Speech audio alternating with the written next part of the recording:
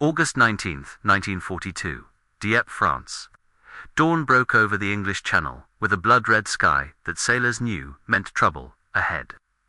On the beaches of this small French port town, 29 Churchill tanks from the Calgary Regiment rumbled off their landing craft into what would become one of the most catastrophic military disasters of World War II. Within minutes, the beach turned into a killing field.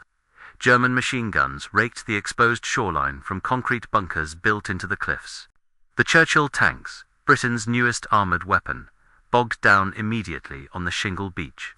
Their tracks, designed for European roads and fields, couldn't grip the loose stones.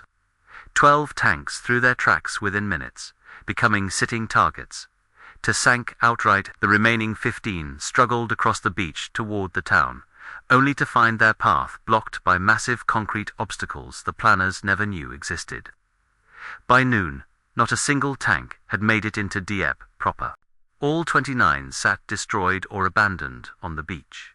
Of the roughly 5,000 Canadian soldiers who landed that morning, over 1,000 lay dead, and another 1,900 were captured. The raid was an unmitigated disaster. German intelligence officers swarmed the beach after the battle, examining the captured Churchills with professional interest. Their report, preserved in Wehrmacht archives, was damning. In its present form, the Churchill is easy to fight, poor and obsolete. These tanks pose no serious threat to German coastal defences. Among the senior British officers who read those captured, German assessments was a 57-year-old Major General who had spent the previous 2 years in professional exile, his career seemingly destroyed by the very military establishment he had tried to modernise. Percy Cleghorn, Stanley Hobart, had been forced into retirement in 1940, deemed too difficult, too unconventional, too willing to challenge traditional thinking. He had ended up as a lance corporal in the Chipping Campden Home Guard, armed with a piece of drainpipe with a bayonet welded to its end. But Prime Minister Winston Churchill remembered Hobart differently. He remembered a brilliant armoured warfare theorist who had been right about tanks when everyone else was wrong. Churchill summoned the 55-year-old corporal to lunch in October 1940 and reinstated him as a general. Now, in late 1942, as Hobart studied the after-action reports from Dieppe, he understood what the traditional military minds did not. The problem wasn't that tanks couldn't win beach assaults. The problem was that conventional tanks, designed for conventional warfare, couldn't win beach assaults. What was needed were tanks that didn't look like tanks at all. Tanks that could swim to shore. Tanks that could detonate mines without touching them. Tanks that could throw bridges over obstacles. Tanks that could breathe fire and smash concrete bunkers. The conservative officers called them absurd. The soldiers who would eventually use them called them Hobart's funnies. The Germans who would face them on D-Day would call them something else entirely, unstoppable. The transformation that would turn the catastrophe at Dieppe into the triumph at Normandy began not on drawing boards in London, but in the mind of a man the British Army had tried repeatedly to destroy. Percy Hobart was born on June 14, 1885, in Naini Tal, India, the son of a British colonial civil servant. Unlike his father and brother, who pursued comfortable careers in the Indian civil service, young Percy chose the military. Graduating from the Royal Military Academy at Woolwich in 1904 and receiving his commission in the Royal Engineers. He served in India during the relatively peaceful pre-war years, then fought in France and Mesopotamia during the First World War. The experience marked him deeply, particularly the senseless slaughter he witnessed in the trenches of the Western Front, where thousands of men were fed into machine gun fire to gain a few hundred yards of mud. After the war, while stationed as an instructor at the Staff College in Quetta, India, Hobart encountered the technology that would define his career, the tank. Though tanks had been introduced late in World War I, they remained crude, unreliable machines that most military professionals considered novelties rather than serious weapons. Hobart saw something different. During his time in Mesopotamia, he had watched horse cavalry become obsolete almost overnight. Armored automobiles could move faster than horses, required no fodder, and were immune to machine gun fire that would massacre mounted troops. If automobiles could replace cavalry for reconnaissance and mobile warfare, Why couldn't larger armored vehicles replace infantry for breaking through enemy lines? In 1923, Hobart volunteered for transfer to the newly formed Royal Tank Corps, a decision that shocked his colleagues in the Royal Engineers. Tank duty was considered a career dead-end, a technological curiosity that would never match the prestige of traditional infantry or cavalry regiments. But Hobart didn't want prestige. He wanted to revolutionize warfare. Throughout the 1920s and early 1930s, Hobart became Britain's foremost theorist of armored warfare. He devoured everything written on the subject, particularly the work of military thinker B.H. Liddell-Hart, who argued that future wars would be won by mobile, mechanized forces rather than static defensive lines. Hobart took these theories and made them practical.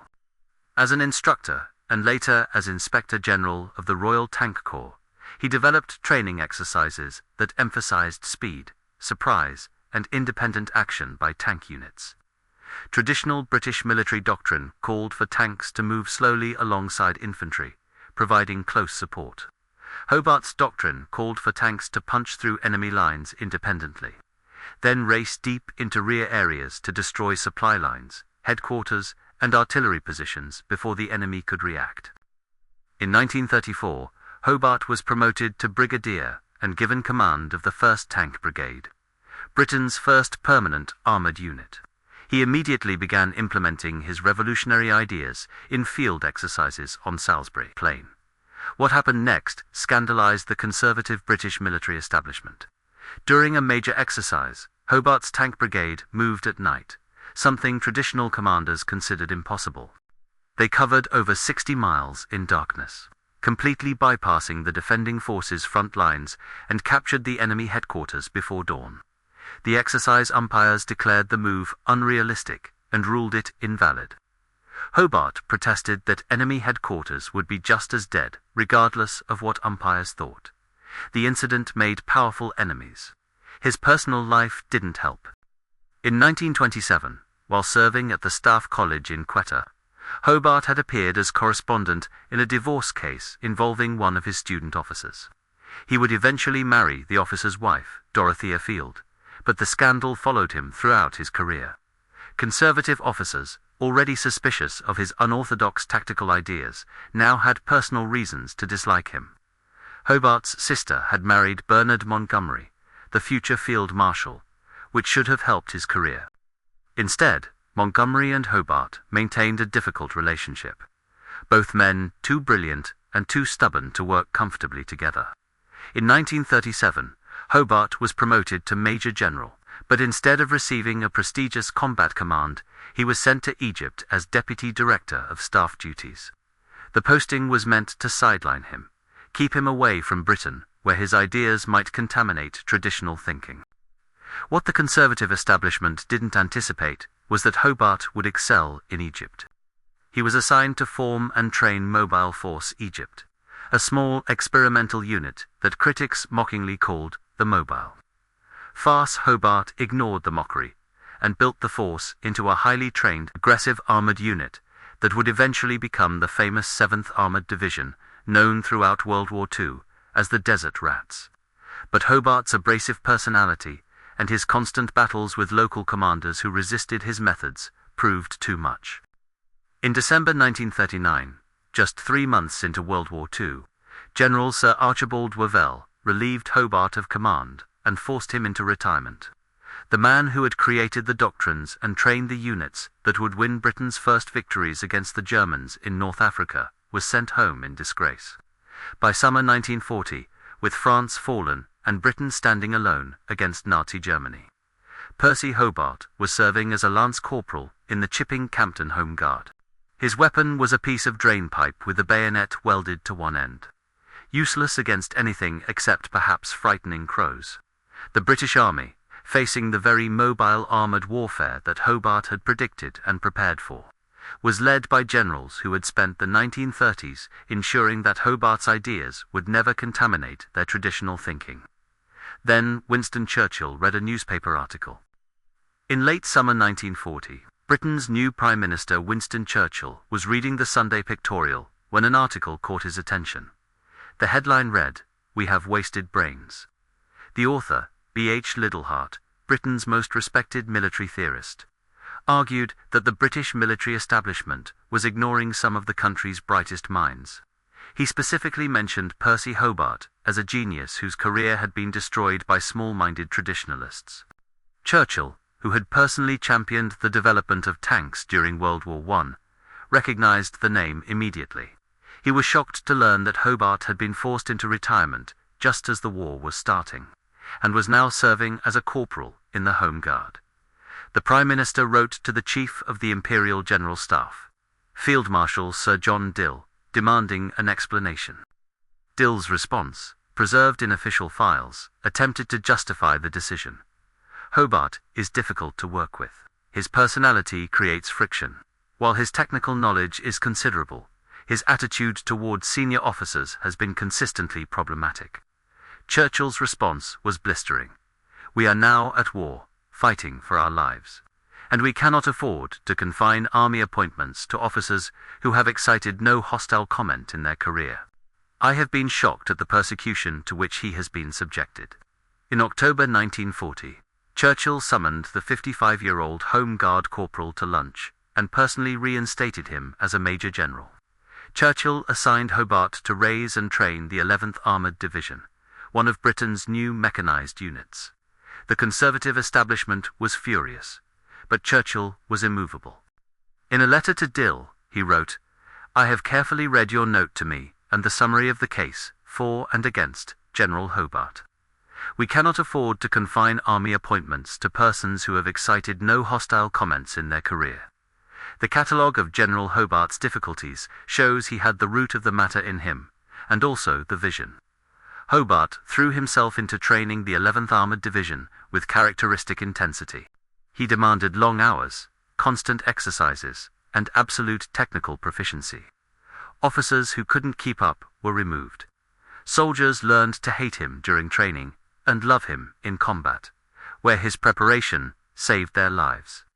But the 11th Armoured Division was just the beginning. In early 1943, Hobart received an assignment that would make his name legendary: command of the 79th Armoured Division. The assignment came with an unusual mission. The 79th wasn't meant to be a normal combat division. Instead, it would develop specialized armored vehicles and tactics to overcome the specific challenges of amphibious invasion. The mission came directly from the disaster at Dieppe. The Dieppe raid of August 19, 1942, had been conceived with multiple strategic goals. Soviet Premier Joseph Stalin was desperate for the Western Allies to open a second front in Europe, relieving pressure on Russian forces facing the full might of the Wehrmacht on the Eastern Front. The Americans, having entered the war after Pearl Harbor, were eager to take the fight to Germany as quickly as possible. The British, having been driven from the continent at Dunkirk in 1940, needed to demonstrate that they could return. The raid was planned as a large-scale test of amphibious assault techniques. Could Allied forces capture a fortified port? Could tanks be landed from special landing craft? Could air superiority be achieved over a heavily defended coastline? Could a major raid be executed, hold a port for several hours, and then withdraw before German reinforcements arrived? The answers to all these questions turned out to be no. The planning for Dieppe suffered from multiple flaws. Intelligence on German defenses was inadequate, based largely on pre-war holiday photographs. The decision to cancel preliminary aerial bombardment meant that German defensive positions remained intact. The complex plan required precise timing and coordination that proved impossible to maintain once fighting started. The element of surprise was lost when the assault convoy accidentally encountered a German coastal convoy, leading to a firefight that alerted defenders. But the most visible failure was the tanks. The 14th Canadian Army Tank Regiment, the Calgary Regiment, brought 29 Churchill tanks to Dieppe. These were Britain's newest infantry tanks, heavily armoured and equipped with both a gun in the turret and a howitzer in the hull.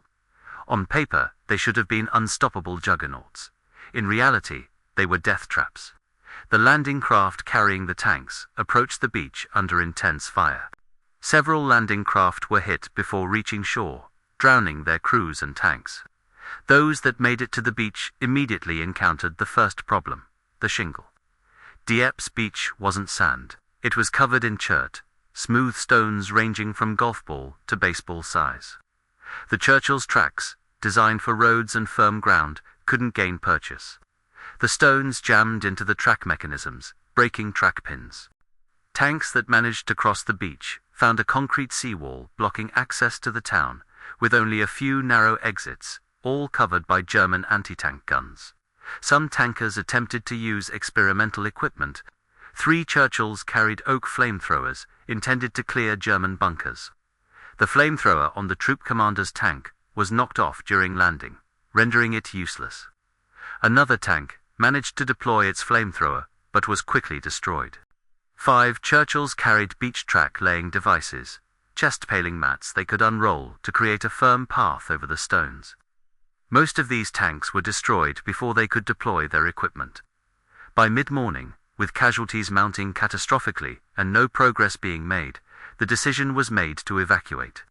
Tanks that had made it across the beach provided covering fire for the withdrawing infantry, but none could be recovered. All 29 Churchills were abandoned on the beach or sunk in shallow water. The casualty figures were staggering. Of approximately 5,000 Canadian soldiers who landed, 907 were killed and 1,874 captured. Only 2,210 made it back to England, many of them wounded.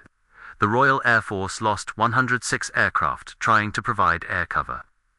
German propaganda had a field day, photographing the destroyed Churchills and captured soldiers. German intelligence officers crawled over the abandoned tanks, noting every weakness. Their reports concluded that British tank design was poor and obsolete, easy to defeat with existing weapons. For the British and Canadian forces, Dieppe was a humiliating disaster. But among the senior officers studying the after-action reports, a few understood that the disaster had revealed crucial truths about amphibious warfare. General Sir Alan Brooke, Chief of the Imperial General Staff, wrote in his diary, "The raid has taught us vital lessons, however dearly bought. We now know that a direct assault on a fortified port is likely to fail. We know that tanks cannot simply be landed on a defended beach without specialized equipment. We know that preliminary bombardment is essential. Most importantly, we know that conventional equipment will not suffice for the invasion of Europe. We need innovations." In March 1943, Brooke had what he later called a happy brainwave. The 79th Armored Division was scheduled to be disbanded due to lack of resources, instead of dissolving it. Why not convert it into a unit dedicated to developing specialized armored vehicles for the inevitable invasion of Europe? The question was, who could lead such an unconventional unit? Someone willing to challenge every assumption about how tanks should work. Someone who wouldn't be constrained by traditional thinking. Someone brilliant and difficult, and relentlessly focused on solving problems rather than following regulations. Brooke knew exactly who to call.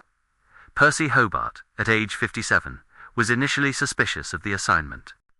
It sounded like another attempt to sideline him, giving him a special command that would keep him away from real combat operations. He consulted with little heart before accepting, insisting on assurance that the 79th would be an operational unit with real combat missions, not a research facility. Once convinced, Hobart accepted with enthusiasm. Finally, he had a mission that matched both his technical genius and his combative personality. He didn't need to convince conservative generals to adopt his ideas. He had direct orders to create whatever was necessary to overcome the problems revealed at Dieppe, regardless of how unconventional the solutions might be. The conservative military establishment that had tried to destroy his career had just handed him unlimited authority to prove them all wrong.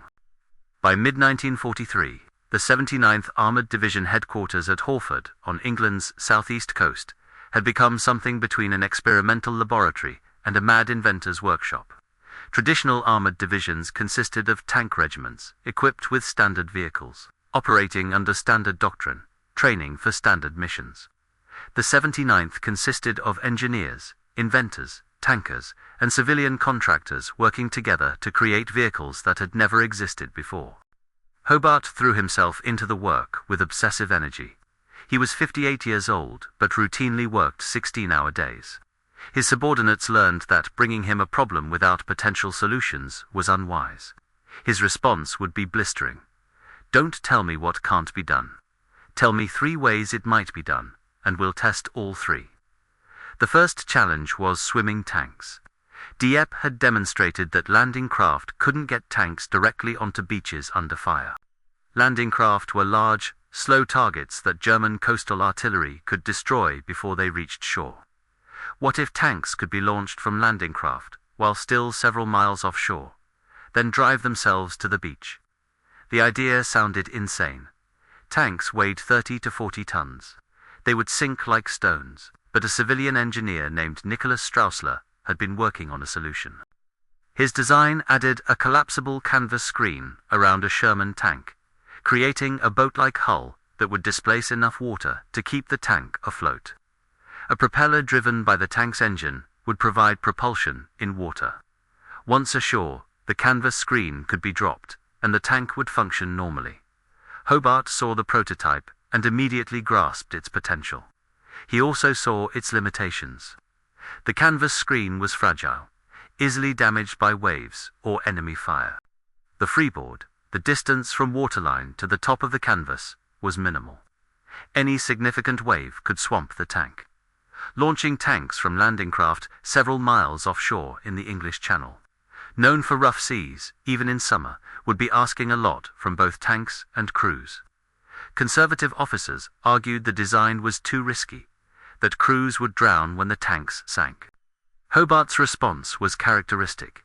"They'll drown if they stay on the landing craft, and German 88s blow it apart 3 miles from shore. At least this way they have a chance. We'll test it thoroughly and train the crews properly." The design became the duplex drive tank, or DD for short. Hobart insisted on extensive testing in British coastal waters, refining the design and developing procedures for launching and recovering swamped tanks. He personally participated in tests, riding in DD tanks through rough seas to understand what crews would experience. The second major innovation tackled the mine problem. German beach defenses included extensive minefields, both anti-personnel mines that would kill infantry and anti-tank mines that would destroy vehicles. Conventional mine-clearing techniques required engineers to crawl forward under fire, probing carefully with bayonets to locate mines, then defusing them one at a time. The process was slow, dangerous, and completely impractical under combat conditions. The solution came from previous North African experience, where British forces had used Scorpion flail tanks, modified Matilda tanks with rotating drums mounted in front.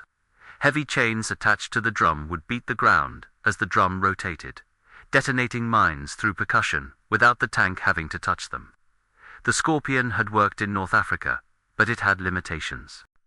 The flail mechanism was powered by a separate engine, which was unreliable. The Matilda tank was obsolete by 1943, too slow and lightly armed for modern combat. Hobart's team redesigned the concept for Sherman tanks. The new version, called the Sherman Crab, had its flail powered directly from the tank's main engine through a power takeoff system. This made it more reliable and eliminated the need for a separate engine. Crucially, the Sherman Crab retained its main gun, meaning it could function as a regular combat tank when not flailing mines. The design looked absurd. The rotating drum extended far in front of the tank, with heavy chains flailing the ground as it rotated. Two soldiers seeing it for the first time, it looked like a tank that had grown a beard of chains, a mechanical monster beating the earth as it advanced. In testing, it was devastatingly effective. The chains detonated mines through percussion, clearing a path 9 feet wide as the tank advanced. The noise was terrifying, a constant thundering crash as chains beat against the ground. But a single crab could clear a path through a minefield in minutes, something that would have taken engineers hours or days using conventional techniques. The third innovation was perhaps the most important: bunker-busting capability. German coastal defenses included reinforced concrete bunkers with walls several feet thick, designed to withstand naval bombardment. These bunkers housed machine guns, anti-tank guns, and observation posts, all positioned to cover the beaches with interlocking fields of fire. Conventional tank guns, even the 75mm guns on Sherman tanks or the 6-pounder guns on Churchills, couldn't penetrate thick concrete. High explosive shells would chip the surface but couldn't break through. Artillery bombardment from ships offshore might eventually destroy bunkers, but would require extended firing that would both warn defenders and cause extensive civilian casualties in nearby towns. What was needed was a weapon that could demolish a reinforced concrete bunker with 1 or 2 shots, allowing tanks to neutralize defensive positions quickly during the assault.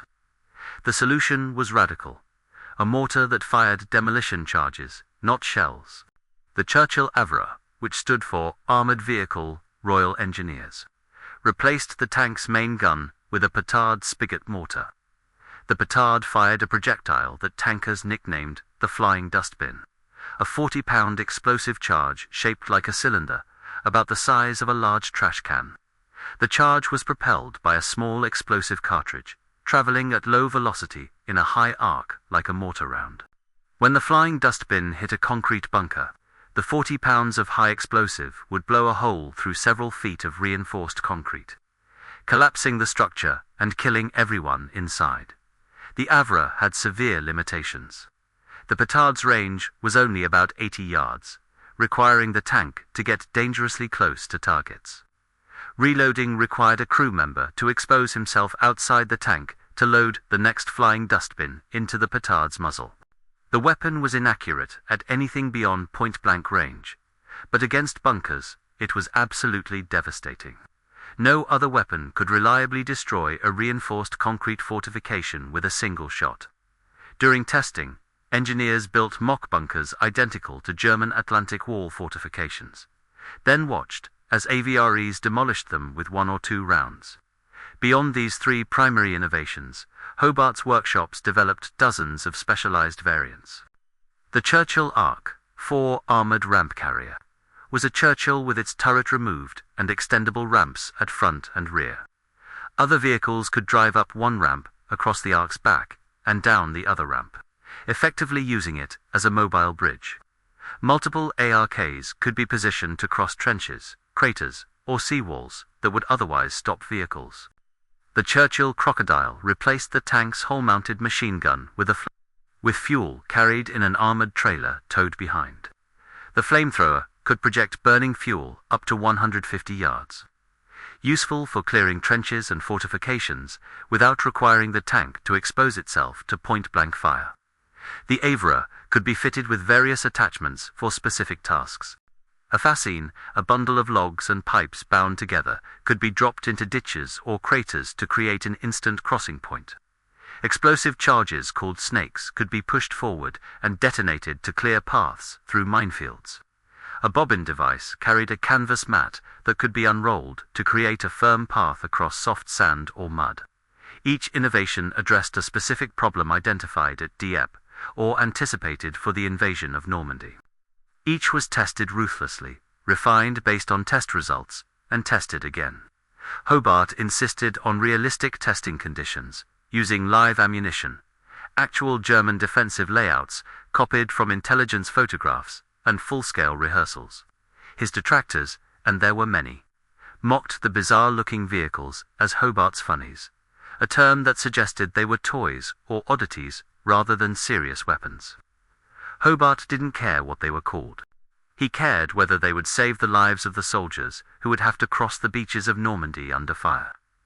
By early 1944, the 79th Armored Division had nearly 2,000 specialized vehicles under Hobart's command, the largest division in the British Army. But having the vehicles wasn't enough. Crews needed extensive training to use them effectively under combat conditions. Throughout late 1943 and early 1944, the southeast coast of England became a massive training ground. British and Canadian units preparing for the invasion rehearsed amphibious landings again and again, using beaches that resembled those in Normandy. Hobart insisted that units using specialized armor train until the operations became routine. DD tank crews practiced launching from landing craft at sea, driving through waves to shore, dropping their canvas screens, and engaging targets within minutes of landing. Crab crews learned to flail mines while under simulated fire, maintaining formation to ensure adjacent crabs didn't leave gaps in the cleared path. VRE crews practiced demolishing bunkers, reloading under fire, and supporting infantry assaults. The training was dangerous.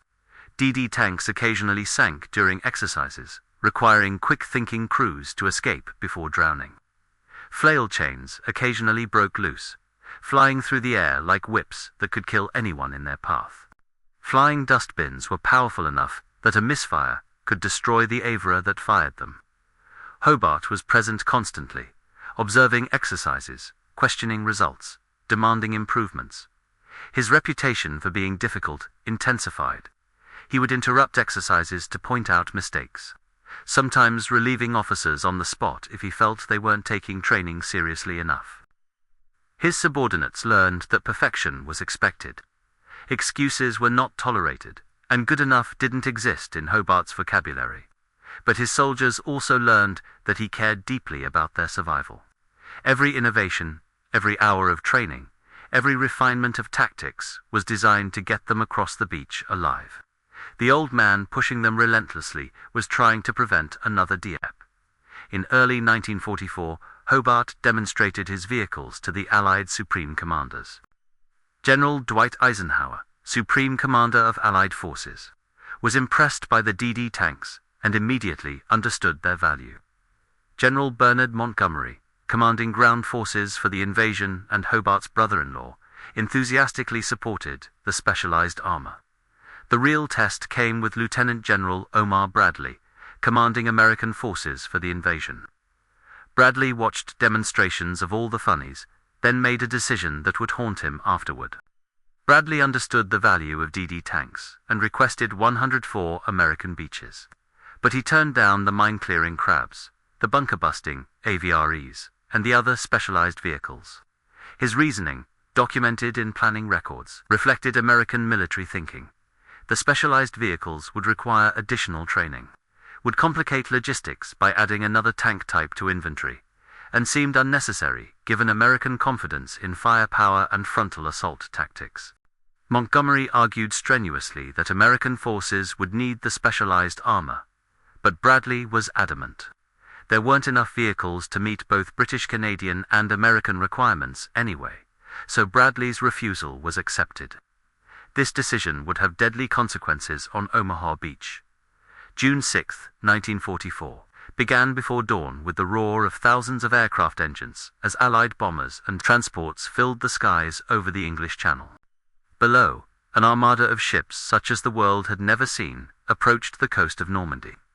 The invasion plan called for landings on 5 beaches, codenamed from west to east, Utah and Omaha for American forces, Gold and Juno for British and Canadian forces, and Sword for British forces.